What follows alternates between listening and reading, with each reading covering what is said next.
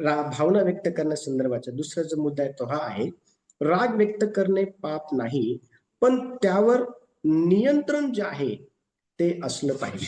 ठीक आहे.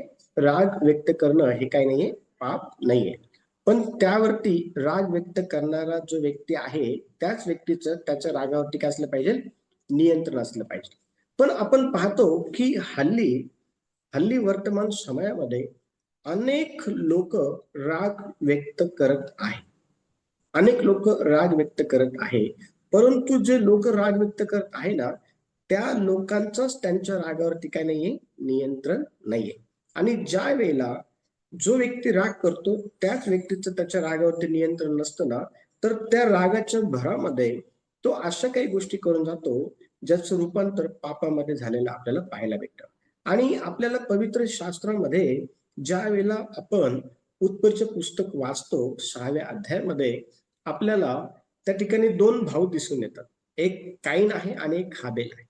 आणि कायनाने त्या ठिकाणी कशा प्रकारे आपला जो राग आहे, बघा आपण त्या वचनाकडे आपण जाऊया आणि त्या वचनामधून आपण हे शिकणार आहोत की कशा प्रकारे रागावरती नियंत्रण न ठेवल्या कारणामुळं त्या ठिकाणी आपण हे पाहतो की कायनाने कशा प्रकारे आपला भाऊ हाबेल जो आहे ना त्याच्यावर तो चालून गेला आणि त्याच्यावरती चालून जाऊन त्याने आपल्या भावाचं काय केलं, खून केला.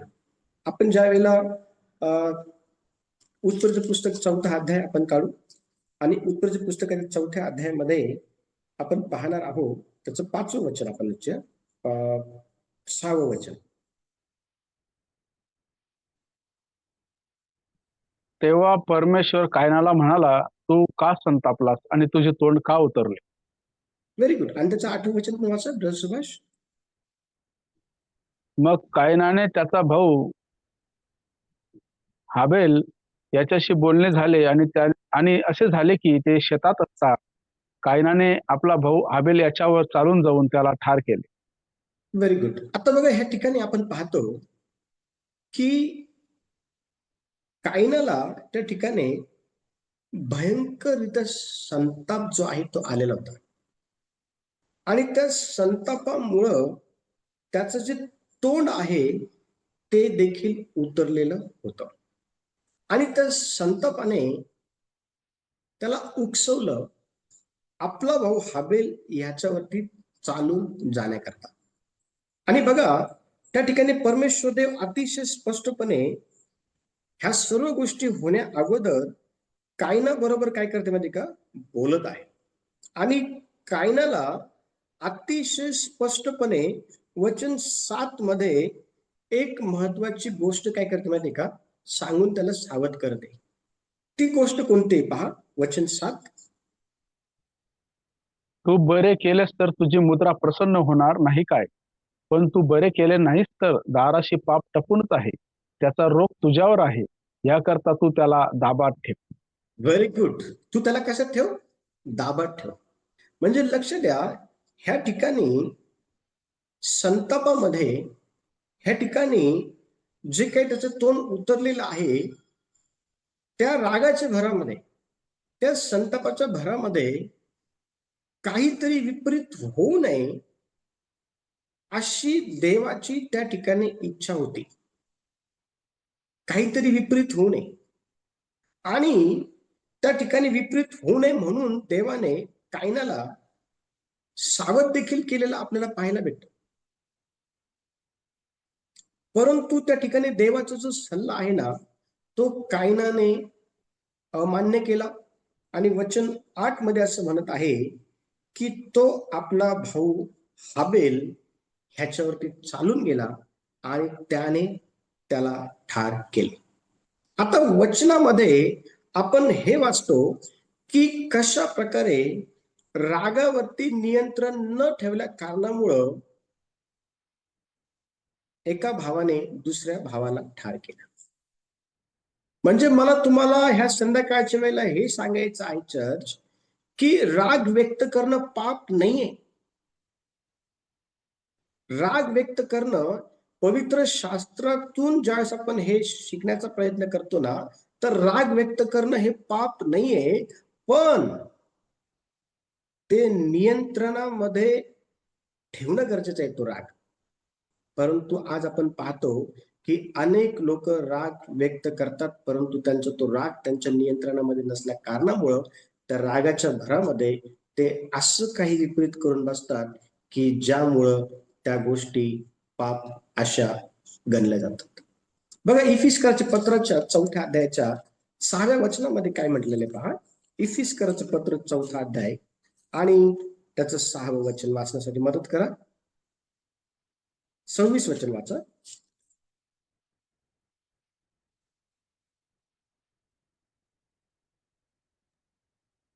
तुम्ही रागवा परंतु येस. तुम्ही रागवा परंतु पाप करू नका. तुम्ही रागात असताना सूर्य मावळू नये. बघा वचन काय सांगत आहे. तुम्ही तुमचा जो राग आहे ना तो व्यक्त करा. तुम्ही रागवा, परंतु रागवत असताना तुमचा तो जो राग आहे ना तो तुमच्या नियंत्रणामध्ये पण असला पाहिजे. जर तो तुमच्या नियंत्रणामध्ये जर नसल तर मग त्या ठिकाणी त्या रागाच्या भरामध्ये तुमच्याकडनं काहीतरी अनुचित गोष्ट होऊ शकते, ज्याला आपण पाप म्हणतो. आणि वचनात असं सांगितलेलं आहे की तुम्ही रागवा परंतु पाप करू नका. तुम्ही रागत असताना सूर्य काय होऊ नये, मावळू नये. लक्ष द्या, देवाच्या वचनामध्ये आपल्या ज्या काही भावना आहे ना त्या व्यक्त करणं पाप नाहीये, ते नैसर्गिक आहे. आणि येशू देखील आपल्याला मंदिरामध्ये व्यापार करणाऱ्या लोकांवरती संताप व्यक्त करताना दिसतो, राग व्यक्त करताना दिसतो, परंतु त्याचा जो राग आहे ना तो त्याच्या नियंत्रणामध्ये आहे, तो त्याच्या अनियंत्रणाच्या बाहेर नाहीये. बघा ज्यावेळेस आपण मत्तयाचं पुस्तक 21वा अध्याय आपण काढतो ना तर त्या मत्तयाच्या पुस्तकाच्या 21व्या अध्यायामध्ये आपल्याला 12 आणि 13 वचनामध्ये प्रभू येशू ख्रिस्ताने कशा प्रकारे त्या व्यापाऱ्यांवरती आपला संताप व्यक्त केलेला आहे, आपला राग व्यक्त केलेला आहे, तो पण नियंत्रणामध्ये राहून. हे आपण ते शिकणार आहोत. वचन कोणीतरी वाचायला मदत करा. 21, 12 आणि 13. नंतर येशू देवाच्या मंदिरात गेला आणि मंदिरात जे क्रय विक्रय करत होते त्या सर्वांना त्याने बाहेर घालून दिले. सराफांचे चौरंग व कबुतरी विकणाऱ्यांच्या बैठका पालथ्या केल्या. तो त्यांना म्हणाला, माझ्या घरात प्रार्थना मंदिर म्हणतील असे लिहिले आहे, परंतु तुम्ही ते लुटारूंची गुहा करत आहात. Very good. बघा येशूचा ह्या ठिकाणी आपण पाहतो की व्यापाऱ्यांवरती संताप किंवा राग जो आहे तो आपण बघतो. आणि त्याने त्या ठिकाणी काय केलं माहितीये का, त्याने त्या ठिकाणी सर्व क्रय विक्रय करणाऱ्या लोकांना मंदिरातून जे आहे ते हाकलून दिलं. आणि मंदिराचा खरा जो काही अर्थ आहे ना तो त्यांना समजून सांगितला. आणि येशू त्या ठिकाणी वचन 13 मध्ये असं म्हणत आहे की माझ्या घरास प्रार्थना मंदिर असं म्हणतील. समजते का, माझं जे घर आहे ना, बघा वचन 13 मध्ये असं म्हटलेलं आहे, तो त्या व्यापार करणाऱ्यांना म्हणाला, माझ्या घरास प्रार्थना मंदिर म्हणतील असं लिहिलेलं आहे. देवाचं मंदिर हे कोणत्या कार्यासाठी असलं पाहिजे हे त्या ठिकाणी प्रभू येशू ख्रिस्त त्या क्रय विक्रय करणाऱ्या लोकांना सांगत आहे. परंतु क्रय विक्रय करणाऱ्या लोकांनी देवाच्या मंदिरामध्ये व्यापार सुरू केला. देवाच्या मंदिरामध्ये त्यांनी शराफाचे चौरंग जे आहेत ते उभे केलेले आपल्याला पाहायला भेटतं. कबूतर त्या ठिकाणी कबूतर विकणारे आपण त्या ठिकाणी पाहायला भेटतं. लूटमार जे आहे त्या ठिकाणी पाहायला भेटते.